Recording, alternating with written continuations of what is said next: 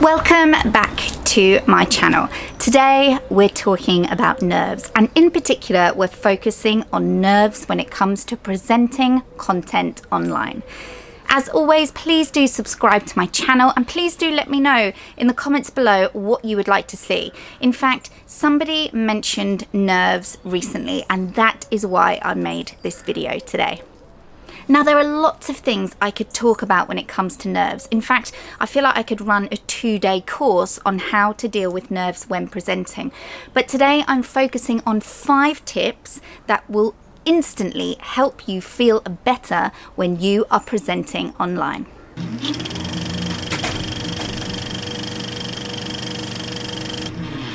Tip number 1. This is pretty simple, but it makes a massive difference. And this tip is all about change of scenery. It's why I am in my garden today.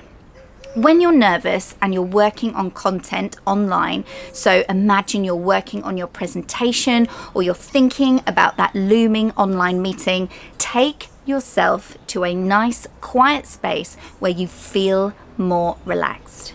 In fact, if your Wi-Fi is good, why not even present from a different space if it makes you feel better? The environment that you're in when you're presenting online can make a huge difference to how you feel emotionally about it. So if a change of scenery is something that will help you, just do it. And you know what? The audience will like it too, because they are all sick of looking at people's messy backgrounds.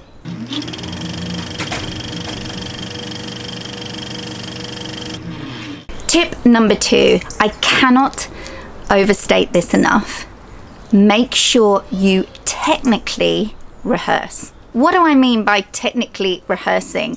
Well, obviously, if you're doing an online meeting or an online presentation, there is an element of technical that goes into it. You have to log on, you have to make sure that your microphone's working. If you've got slides, you want to make sure that the audience can see them full screen. If you're playing video, you want to make sure the audience can hear it. So you need to plan, prepare, and practice all of that in advance. The thing that makes presenting online more stressful is the element of technical that goes into it. So practicing that in advance will definitely make you feel better about the performance. It means you can just concentrate on delivering great content.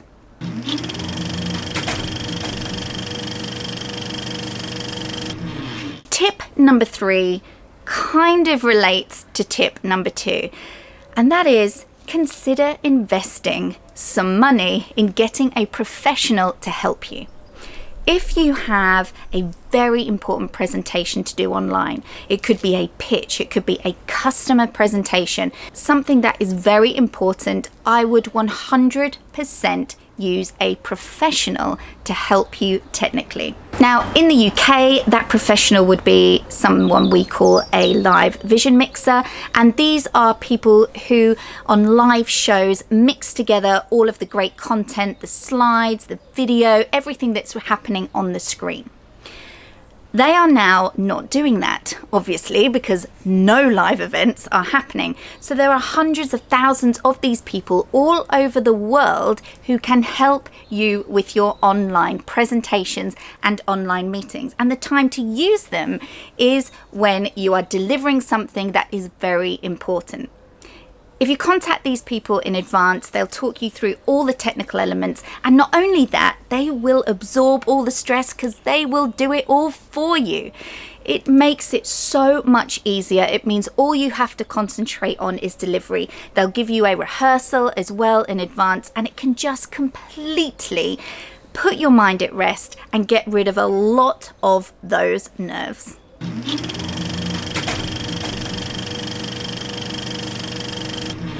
Now, if you can't invest in a professional or it's not really needed, tip number 4 is for you.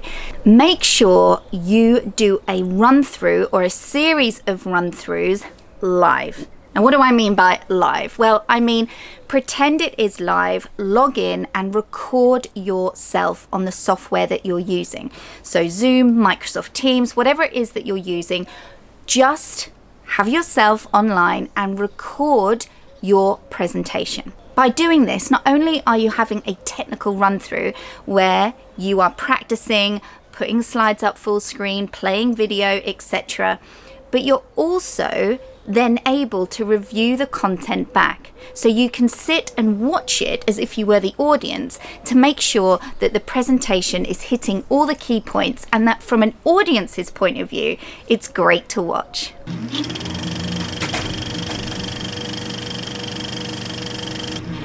Now, my fifth tip may seem a bit woolly, a bit, isn't that obvious? But for me, it's an important one. Tip number 5 is really important, and it's this. The expectation level from the audience of most online meetings and presentations is so low to the ground, it's like on the floor. Most people join online meetings and presentations and think they are going to be shit. That's what they think. So just by making an effort, just by caring that bit more, just by preparing, doing a technical run through, if it's a massive client meeting, having a professional on board, you are already raising the bar so much higher than what the audience are used to. So it's the small things that make the biggest difference, okay? The smallest things that will make the biggest difference to how you feel about the presentation and your nerves as well. But do bear that thought in mind, okay? The audience expectation is low. Just by caring, you are setting yourself higher than most online presenters. So just give it a go. Try and enjoy it. Try and learn from it. Watch your content back. Keep thinking about how you can improve. And I promise you, if you do these 5 things when it comes to your next online meeting or presentation, you will feel so much better about it. You will feel less nervous about it, and you might even enjoy it too.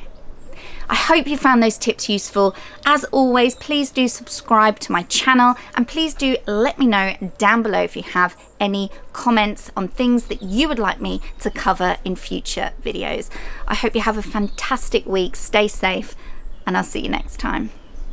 Thanks for watching that video. I hope you found it useful. If you did, here's a link to some more. Please do subscribe because I'll be uploading videos weekly.